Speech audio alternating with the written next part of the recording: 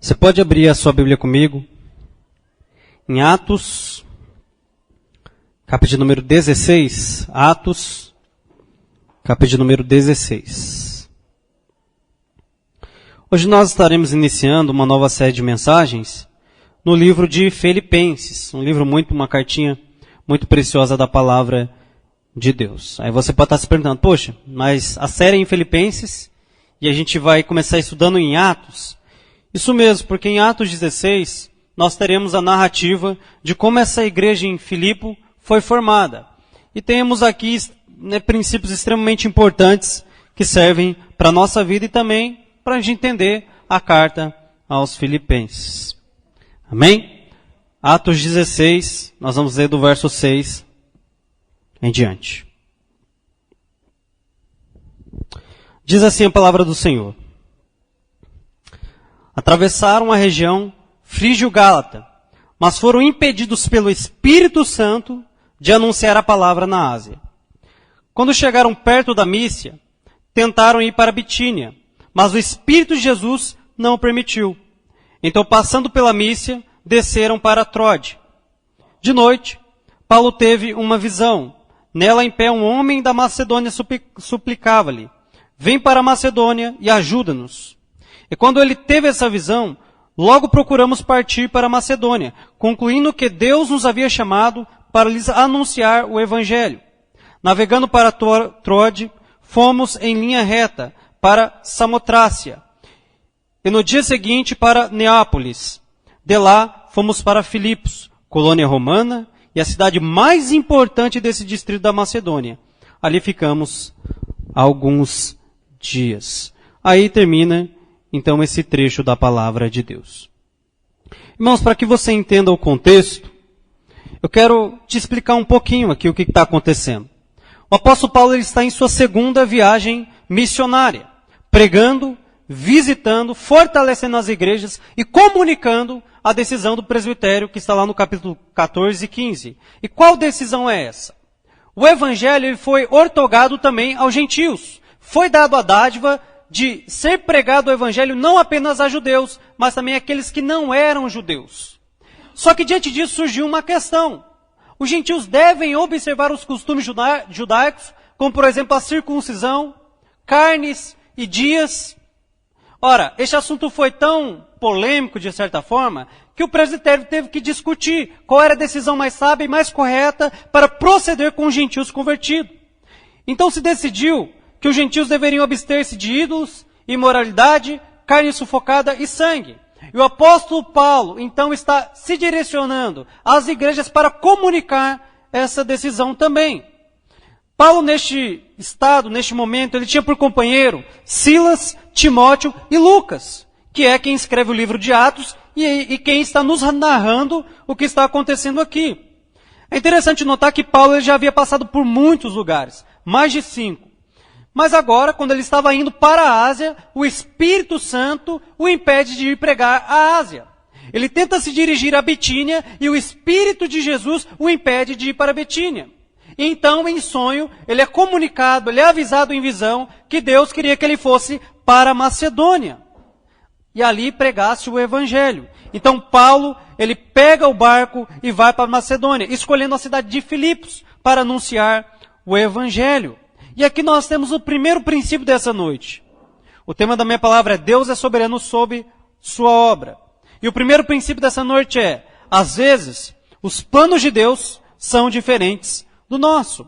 Paulo ele estava fazendo o que vinha fazendo há meses, visitando igrejas, pregando o Evangelho, fortalecendo e comunicando a decisão do presbitério. Mas quando ele se dirigiu à Ásia, Deus disse, não, pare, stop, aqui não. Você vai para outro lugar, eu vou te direcionar para outro lugar. É interessante notar que Paulo e Silas, e Timóteo e Lucas, eles não estavam indo para a Ásia em uma colônia de férias. Eles não estavam indo para a Ásia a turismo, para conhecer o Oriente. Eles não estavam indo tirar uma folga, relaxar. Porque afinal eles haviam acabado de terminar a primeira viagem missionária e começar estando aí quase na metade da segunda viagem missionária. Ora, todo esse trabalho seria o suficiente para o apóstolo estar cansado. Mas ele não foi para a Ásia relaxar. Ele foi trabalhar, ele foi pregar o evangelho, ele foi plantar igrejas, mas Deus o impede. A primeira coisa que nós podemos notar aqui é que o desejo do apóstolo Paulo era legítimo. Ora, pregar o evangelho, Deus impedindo que o apóstolo Paulo fosse para o Oriente, para a Ásia, pregar o evangelho, algo extremamente legítimo, algo extremamente bom, reto, que agradava o coração de Deus. Porém, os planos de Deus para o apóstolo Paulo e seus companheiros era diferente. Deus não queria que ele se direcionasse para a Ásia, mas para a Macedônia. É interessante notar que em Gênesis 11, há um burburinho de pessoas, uma multidão que se une, que tomam para si companheiros para edificar uma torre que chegasse até o céu. E Deus olha aquele povo e admira, ele fala, poxa, esse povo tem unidade, esse povo fala a mesma língua. E se nós não o impedirmos, eles irão chegar até o céu. E é claro que o objetivo desse pessoal da Torre de Babel era alcançar poderes místicos, era ser como Deus, ou habitar onde os deuses habitavam. E Deus olhando aquilo, Deus vai impedir, Deus não vai permitir. Deus desce e confunde a língua deste povo. E por quê? Porque as motivações desse povo eram completamente erradas. Mas não é o caso do apóstolo aqui. Nós vemos que o objetivo do apóstolo Paulo era dar continuidade à obra. Ele não estava fazendo nada errado com motivação errada. Não, ele estava fazendo a vontade de Deus. Por isso aqui nós podemos aprender já 2 princípios, 2 aplicações práticas. Deus ele pode nos impedir de fazer algo por 2 motivos, pelo menos. Primeiro, porque o que você está fazendo não é a vontade de Deus. Você está com as motivações erradas, você está fazendo algo que é pecado, que é algo que vai contra a lei de Deus. Então Deus, ele como seu pai, ele pode se opor a você e te impedir. Sim, Deus ele faz isso. Às vezes quando você vai entrar em um casamento errado, em um negócio errado, fazer algo que não é de Deus, Deus ele entra e te impede. Mas há um segundo motivo pelo qual Deus nos impede. Quando nós vamos fazer algo bom, legítimo, mas aquilo não é o projeto de Deus, não é o plano de Deus, como por exemplo, casar. É algo muito claro na palavra de Deus que o casamento é algo santo e é algo que agrada o coração de Deus. Que ter filhos é algo santo e agrada o coração de Deus. Mas Deus pode te impedir? Sim. Às vezes você quer casar, mas com alguém que não é crente. Ou seja, você quer fazer algo legítimo, mas Deus te impede, porque aquilo é errado. Mas pense bem, mas e se eu for casar com um crente? Deus pode impedir? É claro que sim. Às vezes estamos prestes a cometer suicídio casando com alguém que se diz crente. E o que Deus faz? Como você é filho, como o seu coração está com um véu, como você não está conseguindo enxergar, Deus, ele te impede. Uma certa irmã uma vez nos disse que ela estava noiva para casar.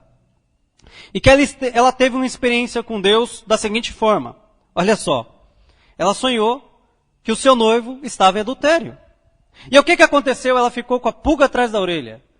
Mas mais para frente, ela não levou em frente o noivado, não se casou e descobriu que de fato o noivo estava em adultério. Está vendo como Deus ele pode guardar um filho seu, impedindo que ele faça algo que às vezes é legítimo, mas que não é o plano de Deus, não é o projeto de Deus? Quando eu estava preparando essa mensagem, eu não pude deixar de pensar no nascimento da Igreja Resgatar de Moreira. Essa igreja aqui era uma outra denominação grande, uma igreja fortificada, do qual o nosso querido pastor Valmir era pastor. Mas, por discordar de alguns pontos, que era pregado e de outras coisas, ele decidiu, treinar um obreiro da própria igreja, deixá-lo aqui e ir ajudar o pastor Rodrigo lá na igreja de Guará. Mas o que aconteceu? Nesse meio tempo veio um casal morar para cá. Um casal que frequentava Resgatar de Guará e veio para cá. E o pastor pegou amizade, começou a conversar. E ele parou e pensou, poxa vida, mas eu vou para lá e vou abandonar essas ovelhinhas aqui? Como pode isso? Como eu posso deixar essas ovelhas aqui? Então, ele decidiu não ir para Guará e começar um trabalho aqui. Agora eu te pergunto, se Deus, de uma forma soberana, não o tivesse impedido de ir para Guará, não estaríamos nós aqui hoje. Não haveria Resgatar de Moreira César, não haveria Resgatar do centro de Pinda.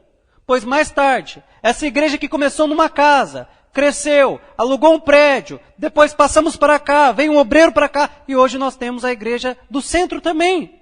Veja como Deus, Ele é soberano sobre a sua obra. Assim como Ele impediu Paulo de ir para a Ásia, porque tinha povo na Macedônia, Deus também faz isso ainda hoje. Ele impede os seus servos de tomarem atitudes legítimas, como, por exemplo, mudar para uma cidade para ajudar uma igreja. Para o quê? Para cumprir-se o seu propósito, que é muito maior. Veja como Deus trabalha. Veja como Deus está no controle de sua obra. É interessante notar também que o apóstolo Paulo, ele não tentou resistir à vontade de Deus. Afinal, ele entendeu que a vontade de Deus era que ele fosse pregar na Macedônia. Imagine um homem. Ele deseja construir uma casa, ele tem um recurso para isso, ele tem o dinheiro.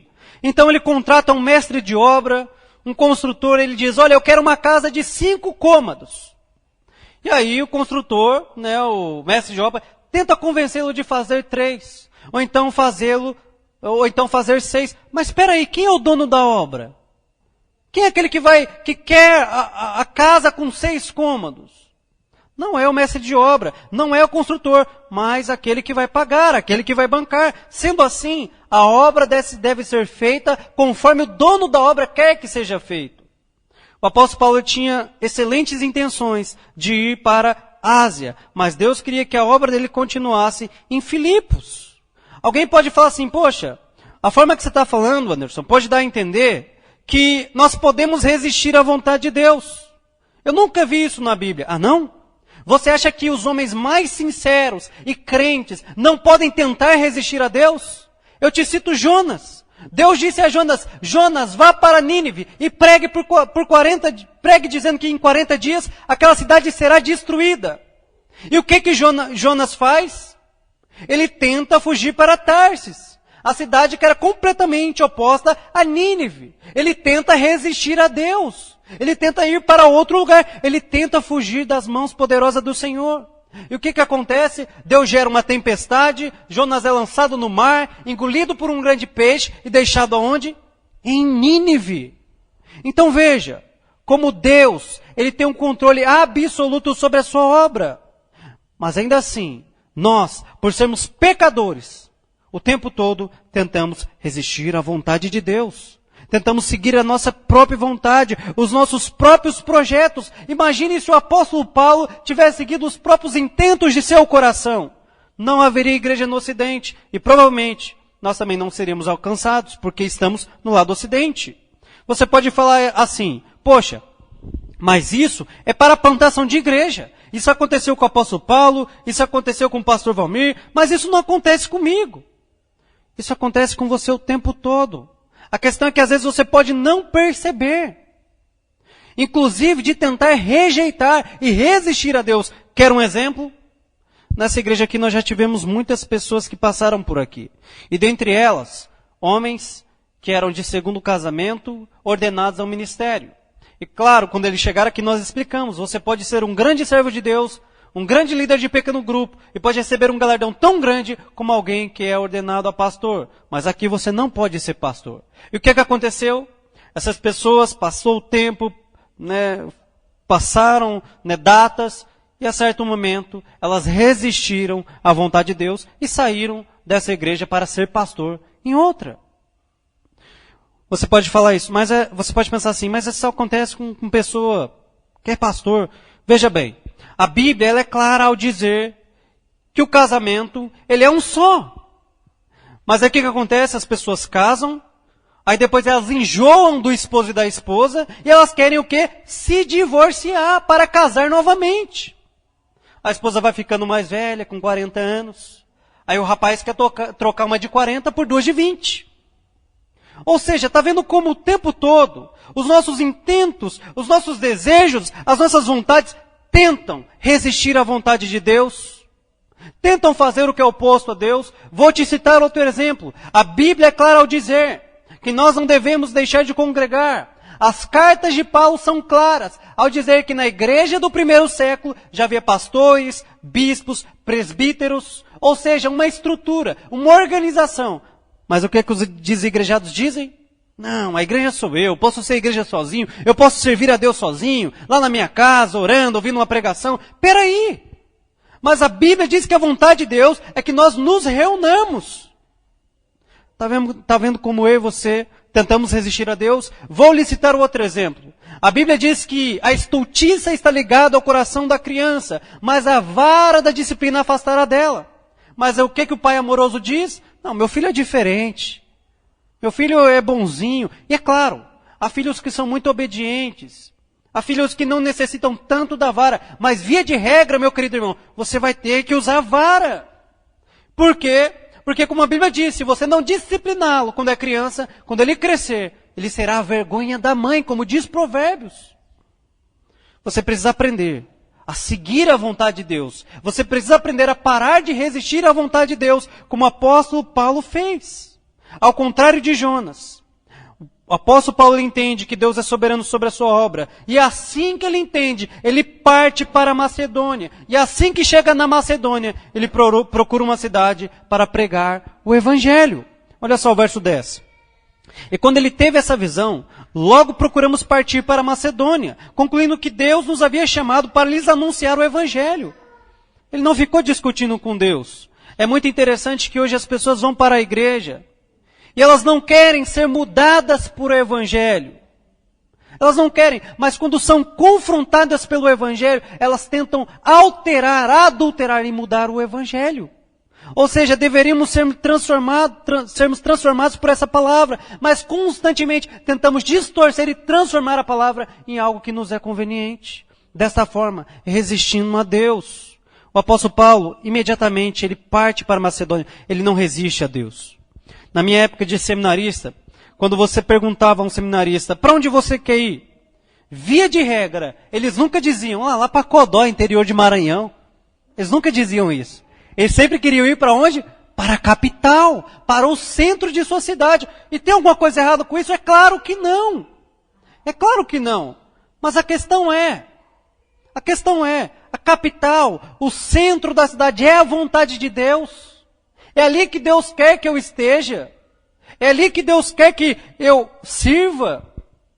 Porque se nós estivermos em uma capital, em um centro ou em qualquer outro lugar que não seja a vontade de Deus, jamais poderemos ser bons servos de Deus. Jamais poderemos ser úteis na obra de Deus. Jamais. Nós vemos que o apóstolo Paulo ele escolheu uma cidade importante, de prestígio da sua época. Mas por quê? Porque era a vontade de Deus. Há uma frase do pastor Rodrigo que eu gosto muito que é, o hedonista pergunta, é prazeroso? Isso vai ser bom? Vai ser gostoso? Vai ser divertido? O ganancioso questiona, é lucrativo? Eu vou ganhar dinheiro? Eu vou crescer? Eu vou ganhar status? Mas o crente ele quer saber, é a vontade de Deus? É ali onde Deus quer que eu esteja? Porque se somos servos de Deus, temos um Senhor e precisamos estar submissos à sua vontade. Como o apóstolo Paulo está submisso à vontade do Pai. Aqui nós aprendemos que nós precisamos aprender a fazer essa pergunta. Deus é a tua vontade? Não é assim que oramos o Pai Nosso no final? Seja feita a tua vontade? Quando Jesus ele ora, seja feita a sua vontade, a vontade do Pai é que ele fosse para o Calvário e bebesse até a última gota do cálice da ira. Quando o apóstolo Paulo ele pergunta, é a tua vontade, Deus, que esse espinho saia da minha carne? A vontade de Deus é que, pela graça, ele pudesse suportar aquela dor. Diversos homens de Deus, ao perguntarem, Deus, qual é a tua vontade? Faça a sua vontade. Tiveram as respostas diferentes do que imaginavam. Não é tão simples como parece falar, Deus, é a tua vontade? Mas mais difícil ainda, é tendo a certeza de algo que é a vontade de Deus, obedecer. E é isso que Deus requer de seus servos, que eles obedeçam. É isso que Deus requer de mim e de você, que nós não apenas venhamos a um culto de domingo, mas que nós venhamos a obedecer a sua palavra. Isso é o que importa a Deus. Vemos que o apóstolo Paulo, então, ele escolhe Filipos para plantar uma igreja. Como eu disse, essa era uma cidade extremamente estratégica e proeminente, de extrema importância na época do apóstolo Paulo. E por quê? Vários motivos, muitos motivos. Primeiro, a sua localização. Ela ficava no meio do Oriente e do Ocidente, da Europa e da Ásia. Ou seja, ali era um ponto onde ele tanto poderia se deslocar para a Ásia, posteriormente, como para né, a Europa, para o Oriente ou para o Ocidente. Filipos também era uma importante cidade comercial. Ali, muitas pessoas iam e levavam seus produtos, muitos viajantes, muitos comerciantes passavam por aquele lugar. Ou seja, ao pregar o evangelho, se algum desses comerciantes se convertesse ao Senhor, eles poderiam levar a palavra de Deus mais longe até mesmo que o apóstolo Paulo.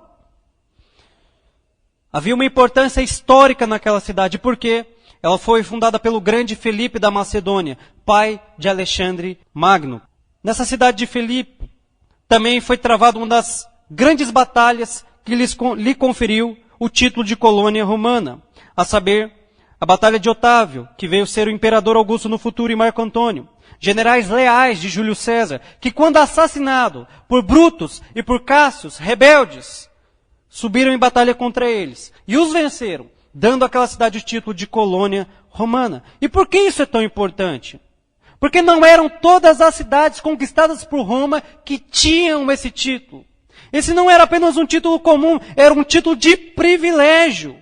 As colônias romanas eram as mais importantes cidades do império, eram habitadas por soldados veteranos e eram a vanguarda militar do império, caso houvesse ataques. As colônias eram uma espécie de mini-Roma. O que isso quer dizer? Que eles contavam com os privilégios de Roma, falavam a língua do império, tinham a mesma legislação, o mesmo costume, a mesma vestimenta e a mesma cultura. Ou seja, era uma cidade extremamente importante, estratégica, e que o evangelho ali pregado alcançaria não apenas Filipos, mas também diversos outros lugares, classes, inclusive o governo. É interessante que Paulo ele escolhe essa cidade. Deus disse, vá para a Macedônia. Deus não disse, vá para Filipos. Mas ele, ao observar qual era a cidade mais estratégica, ele escolhe Filipos. Mas mais interessante ainda notar é que o coração do apóstolo Paulo estava cheio de planos e projetos. Mas como Provérbios 16:9 diz, o coração do homem faz planos, mas é o Senhor que lhe dirige o passo. É o Senhor que está no controle de nossas vidas. O apóstolo Paulo, por obedecer o dono desta obra e ir para a Macedônia, ele estabeleceu ali a primeira igreja da Europa, a primeira igreja do Ocidente, que posteriormente também veio se tornar grande, uma igreja que veio auxiliar o apóstolo Paulo até o fim de sua vida. Ou seja, com quantos projetos você entrou aqui nessa noite? Quantos planos? Às vezes até já dando sequência. Mas eu quero chamar a sua atenção nessa noite para perguntar, Deus, é a tua vontade? Há muitas coisas que são legítimas. Um casamento, mudar de trabalho, filhos. Mas a questão é o tempo, é o modo correto, é a vontade de Deus naquele tempo. Eu chamo a sua atenção a refletir sobre isso e se questionar nessa noite. Deus, faça-se a sua vontade, segundo o princípio.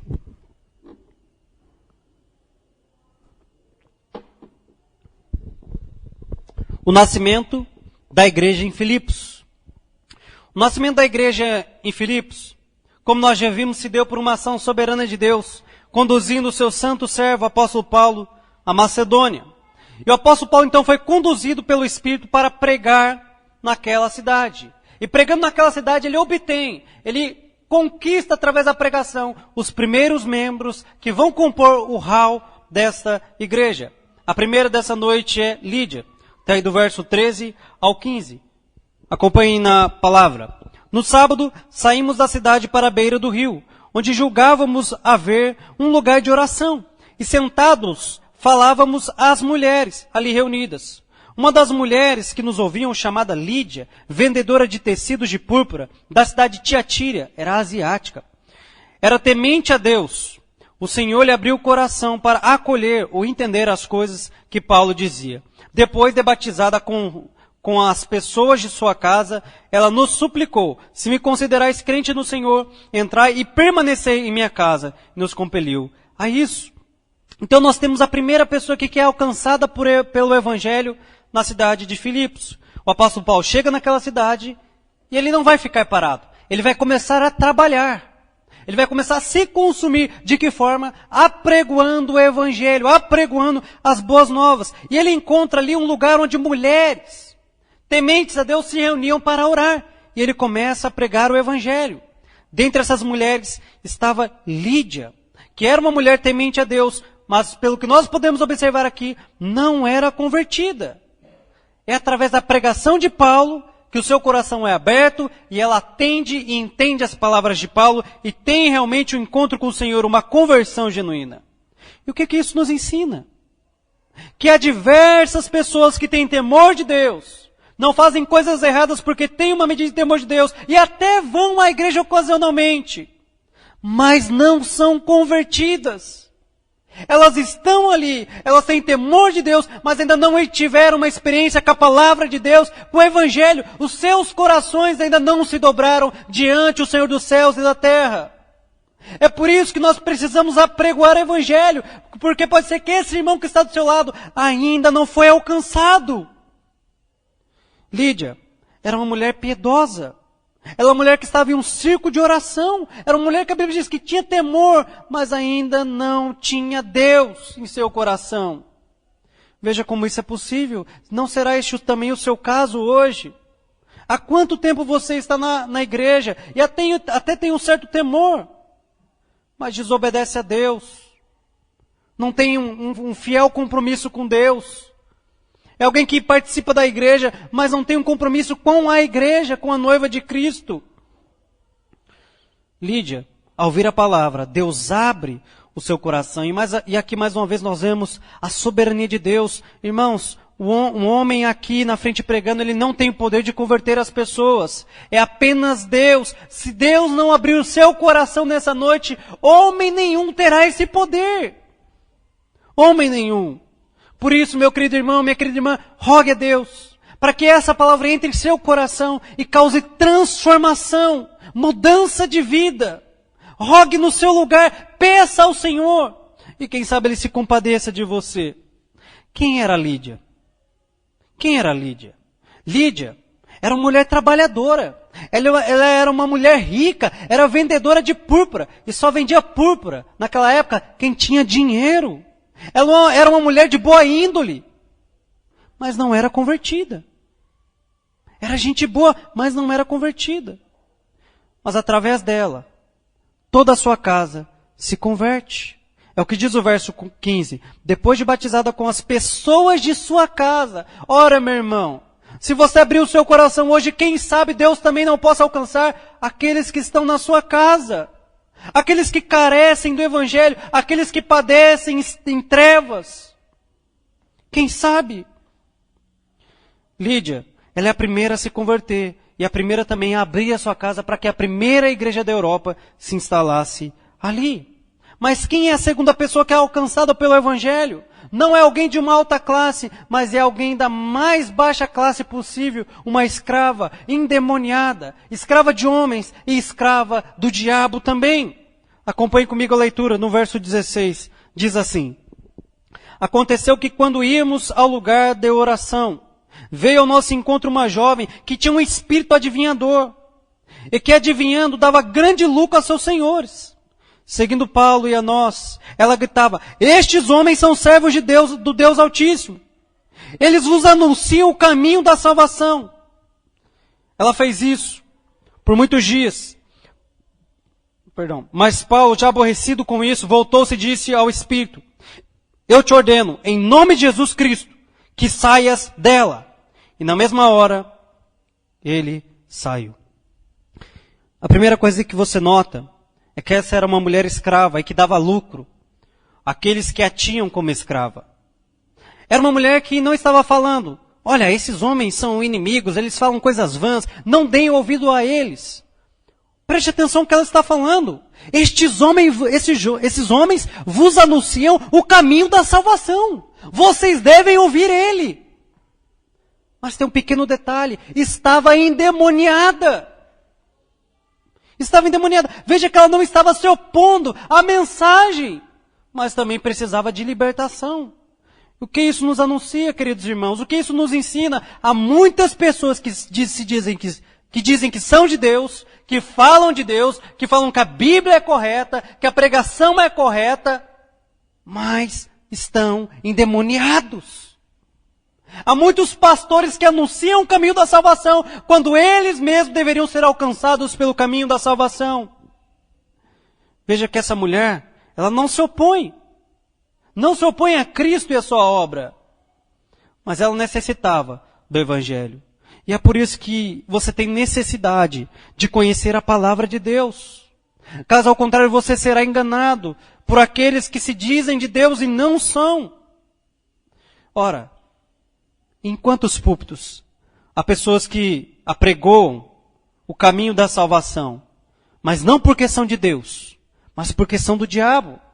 Você pode dizer, que loucura você está dizendo? Ora, como é que virá o anticristo? Ele virá com rabo e chifres? Não, ele virá operando milagres e prodígios. Ele virá como alguém bom, como alguém que é pacificador.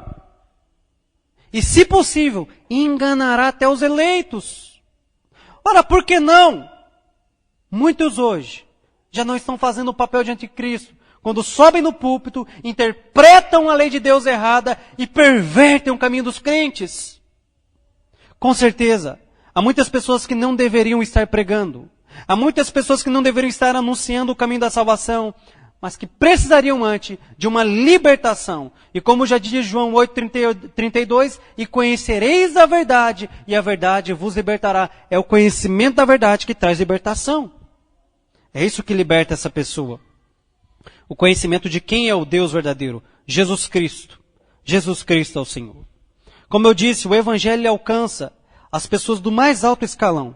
Mas alcança também uma mulher que é escrava de demônio, escrava de homem, do mais baixo escalão. Em sua época ela era vista apenas como um objeto de lucro. Apenas isso. Mas isso nos mostra que o Evangelho, ele é para todos. Para ricos, para pobres, para asiáticos, para gregos, romanos, para pardos, vermelhos, pretos, brancos, para todos. O Evangelho é para todos. Paulo expulsa o demônio dessa mulher. Ela liberta. Mas o apóstolo Paulo é preso.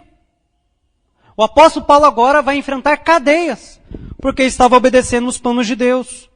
E aqui, os senhores vão levá-los às autoridades. As autoridades irão açoitá-lo e prendê-lo.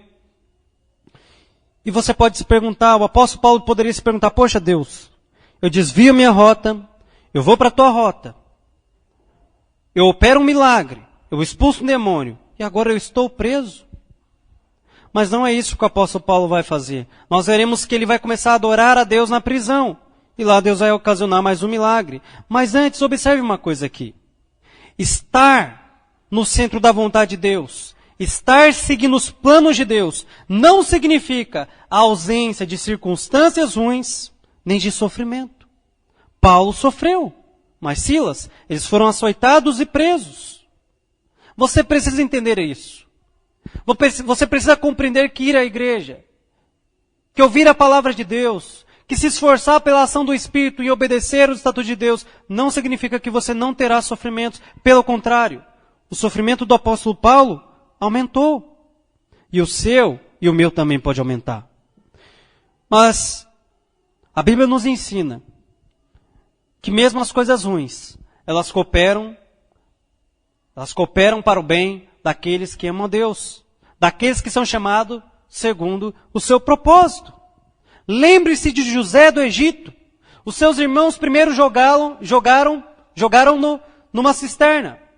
Depois, com dó, o venderam como escravo para os egípcios. E no final, ele é erguido a governador do Egito.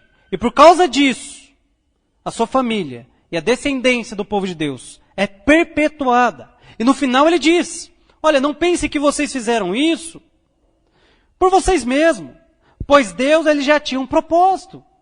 Deus ele queria usar dessa circunstância para que hoje eu pudesse estar aqui, para que hoje eu pudesse servi-lo. Veja, que até circunstâncias desastrosas podem cooperar para o bem daqueles que amam a Deus e daqueles que são chamados segundo o seu propósito. É o que acontece com José do Egito. E é o que vai acontecer com o apóstolo Paulo. Paulo e Silas, eles são presos. E ao invés de murmurar, eles começam a adorar a Deus.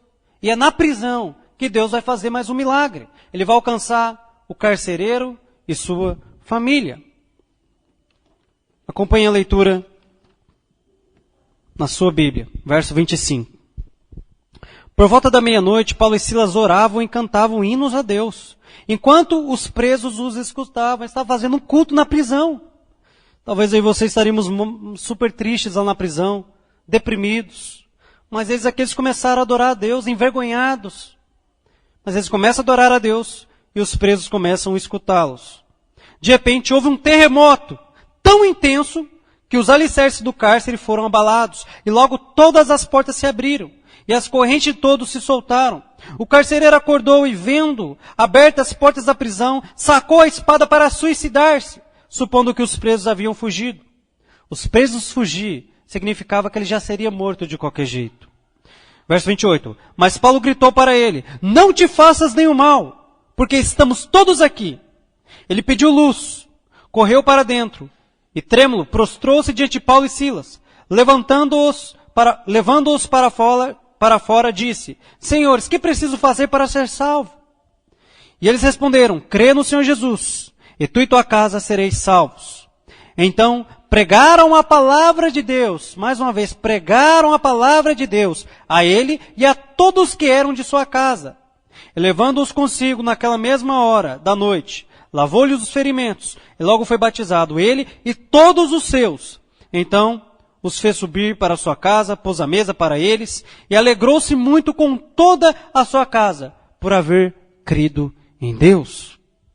Veja que quando estamos no centro da vontade de Deus, até as coisas ruins cooperam para coisas boas. Foi no cárcere que Paulo ali pôde pregar o evangelho a esse carcereiro romano, a esse funcionário público de classe média, a este cujo imperador era o seu Deus.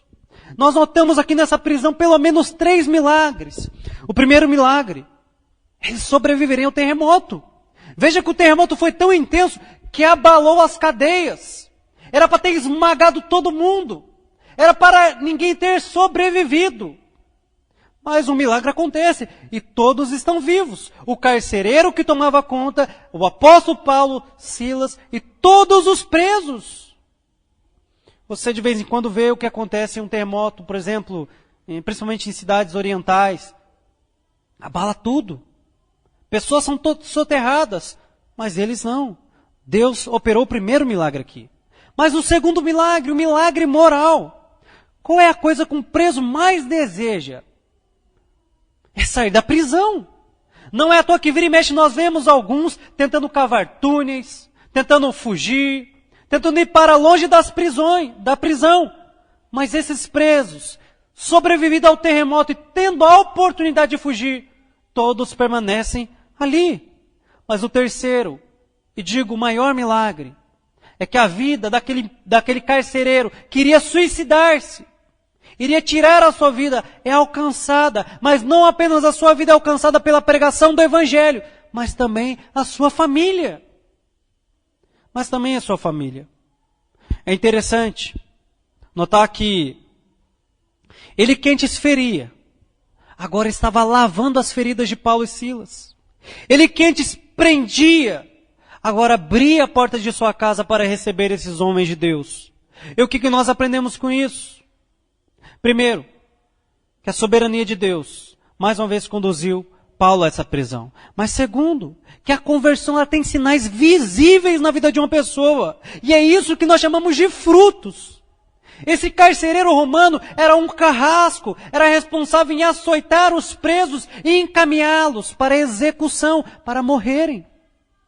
Mas assim que ele se converte, ele pega esses presos, o apóstolo Paulo e Silas, que lhe pregaram o evangelho, leva para a sua casa, diz para pregar o evangelho à sua família, lava as suas feridas, o recebe com afago em seu lar.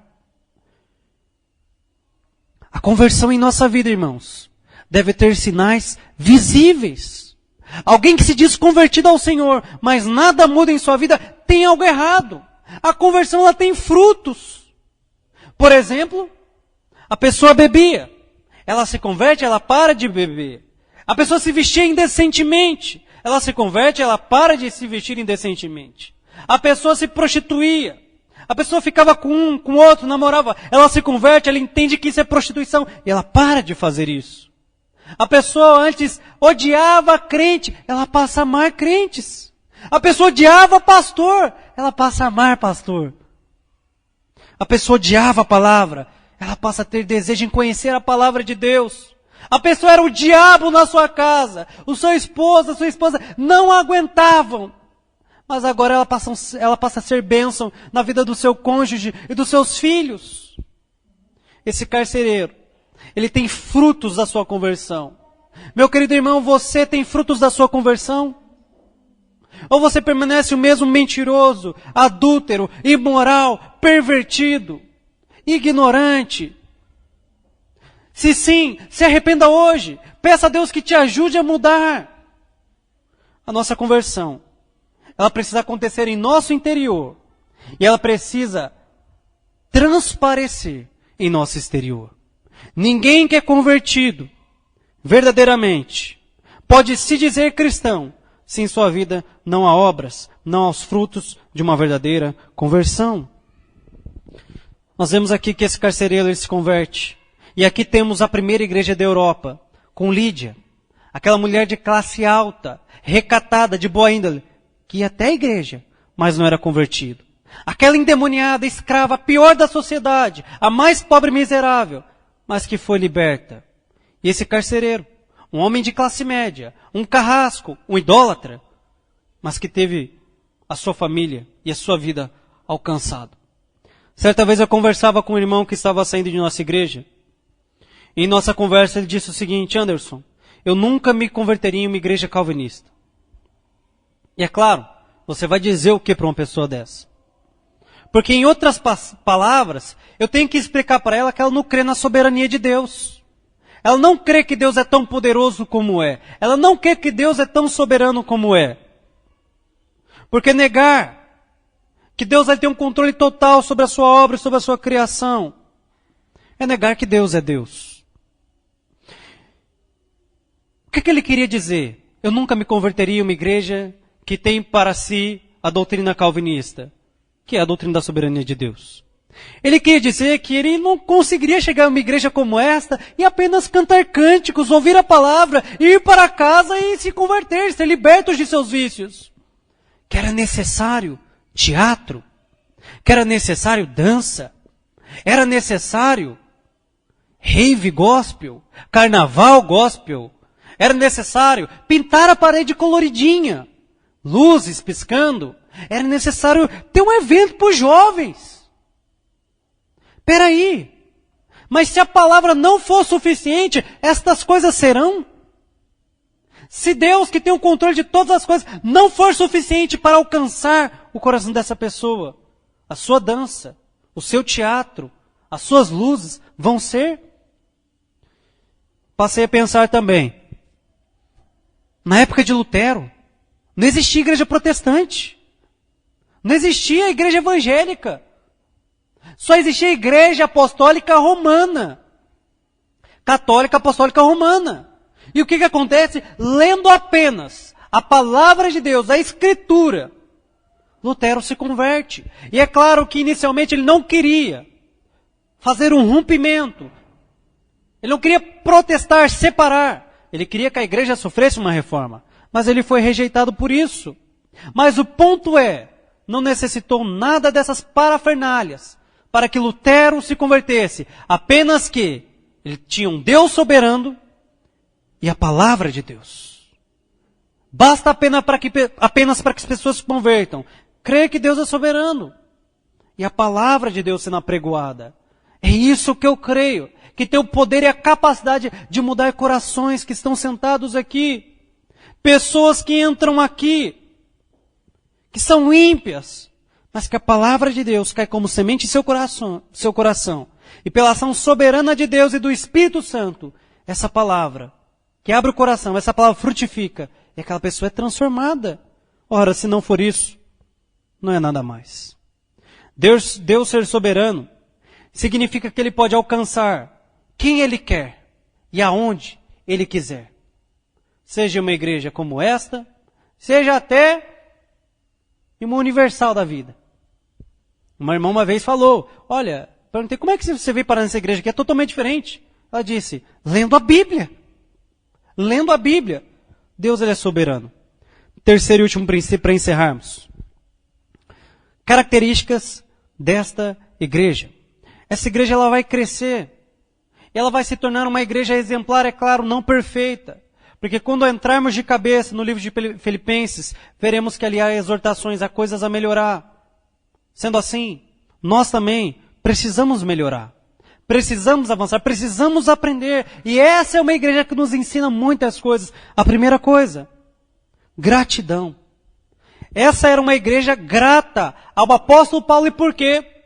Porque através do apóstolo Paulo, o evangelho chegou a eles. E qual é o sinal disso? O sinal é que quando o apóstolo Paulo esteve preso em Roma, já não era mais pastor da igreja de Filipos. A igreja de Filipos enviou Epafrodito para visitá-lo e assisti-lo em suas necessidades. Olha só o que diz Filipenses 4,18. Mas tenho tudo, até em excesso.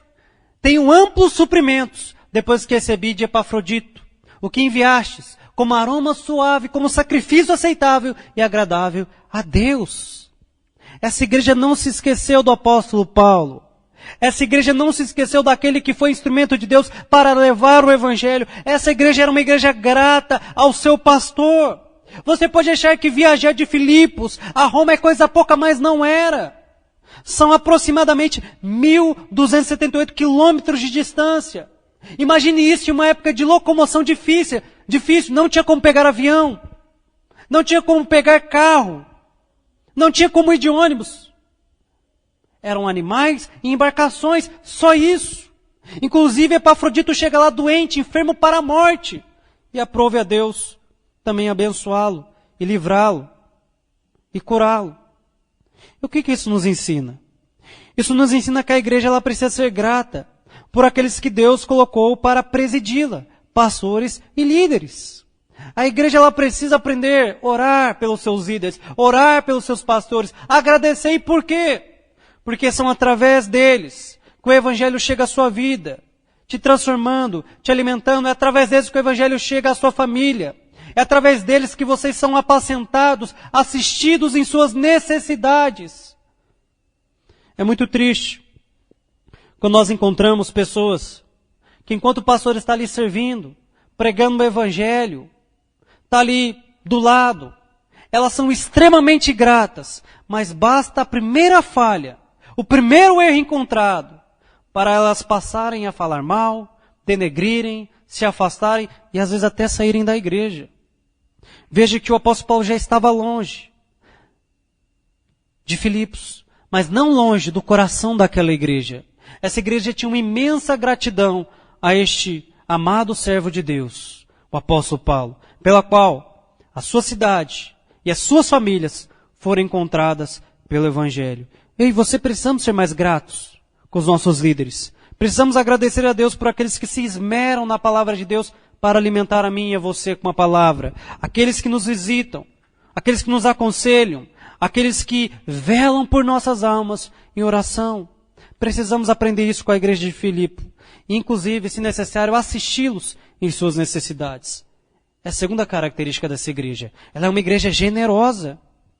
Ela foi a única igreja que se associou ao apóstolo Paulo para sustentá-lo desde que ele esteve na Macedônia.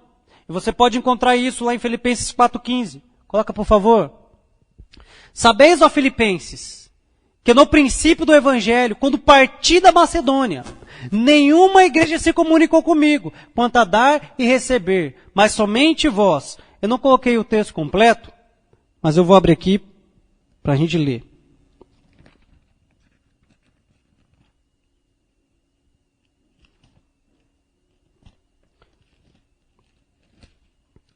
Filipenses 4:16. Sabeis, ó Filipenses, que no princípio do evangelho, quando parti da Macedônia, nenhuma igreja se comunicou comigo quanto a dar e receber, mas somente vós. Pois enquanto eu ainda estava em Tessalônica, supriste as minhas necessidades, não só uma vez, mais 2. Veja que o apóstolo Paulo nem era mais pastores deles. Era pastor em Tessalônica. Mas eles enviaram ofertas, suprimentos ao apóstolo Paulo. Não apenas uma vez, mas 2. Para por aí? Não. Em 2 Coríntios 11 e 9, o apóstolo Paulo vai dizer que enquanto ele esteve naquela igreja, da qual ele foi muito afligido, foi uma igreja que causou muito sofrimento ao apóstolo Paulo, que inclusive deixou passar necessidade. O apóstolo Paulo vai dizer isso lá em 2 Coríntios 11, do 8 ao 9. Era uma igreja avarenta, uma igreja que deixou de assisti-lo em suas necessidades. Em contrapartida, a igreja de Filipe enviou suprimentos, o assistiu, o auxiliou financeiramente para que ele pudesse continuar o trabalho na igreja de Corinto.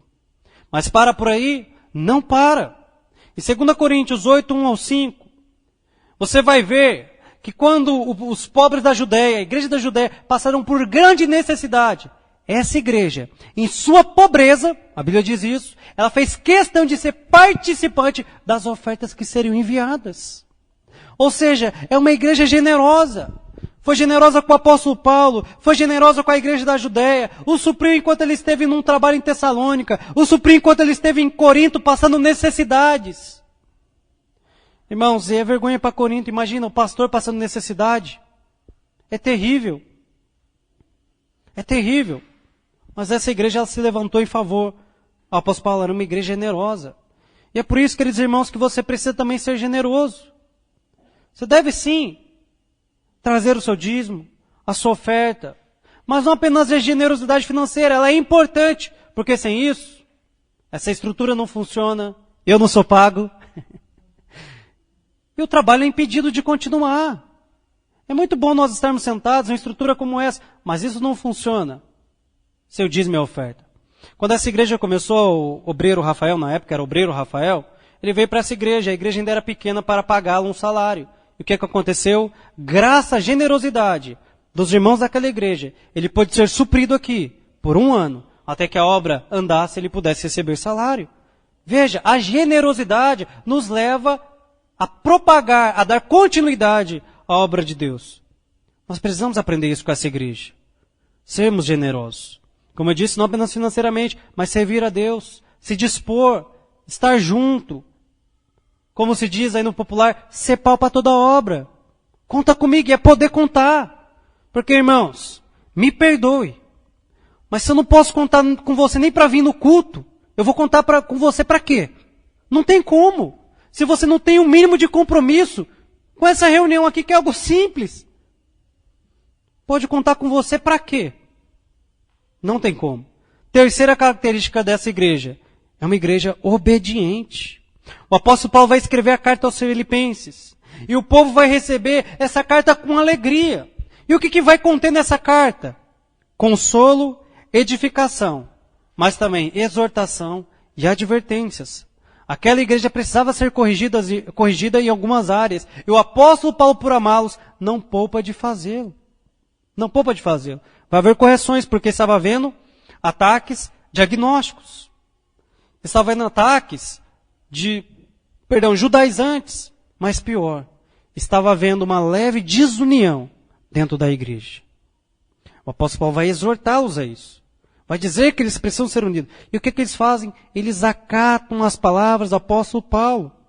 Há muitas pessoas que dizem a mim, ao pastor, poxa, irmão, você é uma bênção. Amém, glória a Deus, né? Você é uma bênção. Aí está tudo lindo, maravilhoso. Aí estamos aqui festejando. Irmão, você é uma bênção. Chega aqui no culto, irmão, toca aí, você é uma bênção. Oh, glória a Deus. Mas às vezes quando eu vou chamar a atenção, exortar, corrigir, as pessoas ficam chateadas. Peraí, só era uma bênção quando estava no bem bom? Agora que eu preciso corrigir coisas em sua vida, eu não sou mais uma bênção, você fica chateado? Veja que pessoas são assim. Você é uma bênção até que você fala, irmão, isso aqui você precisa mudar. E precisa ser urgente. Isso aqui está errado. É pecado. Você precisa tomar uma posição. Você precisa se decidir. Essa igreja não é a igreja que ficou de bico com o apóstolo Paulo quando recebeu a carta. Pelo contrário, se alegrou por ter um pai na fé amoroso que os corrigisse. A igreja, quando é exortada e corrigida, de púlpito através da pregação, mas também pessoalmente, ela não deveria ficar irada, chateada, com seus líderes, mas deveria ser grato. Eu não estou dizendo que você não pode, de certa forma, poxa, isso que você disse, será que é isso mesmo? Mas que você precisa avaliar se realmente não é aquilo. Pois quem está de fora vê melhor. Ainda mais nós, que estamos à frente de um trabalho, nós não corrigimos, exortamos, porque nós queremos te destruir, porque nós queremos que você vá mal. Afinal, o que ganhamos com isso? Confessar um pecadinho. Às vezes, claro, eu tinha questões a ser corrigidas, ainda tenho até hoje. Aí o pastor provavelmente chegava lá em casa. Nossa, meu filho. Teve que conversar. E aí ele falava ali as coisas e tal. E eu ficava bolado. Ficava chateado. Falava, caramba, o pastor falou isso e tal. Mas teve um dia que eu percebi que toda vez eu ficava chateado. Toda vez, tal. E eu parei e pensei, mas o que ele ganha? Peraí. Financeiramente, nada. Ministerialmente, já é um pastor há 25 anos. Irmãos, ele tende a um montão, posso ser substituído assim. O que ele ganha? Ou seja, eu cheguei à conclusão mais óbvia. Ele não está fazendo isso porque ele quer o meu mal, mas que realmente, em Cristo, ele me ama e quer que eu avance. Que eu seja transformado pela palavra e que erros que podem causar consequências graves sejam corrigidos o quanto antes. E é assim também na sua vida, irmão. Você precisa aprender a ouvir a exortação, a admoestação e guardar em seu coração. E perceber que isso é para que você cresça, para que você seja um cristão que glorifica a Deus em todas as esferas da sua vida. Amém? Vamos colocar de pé e orar?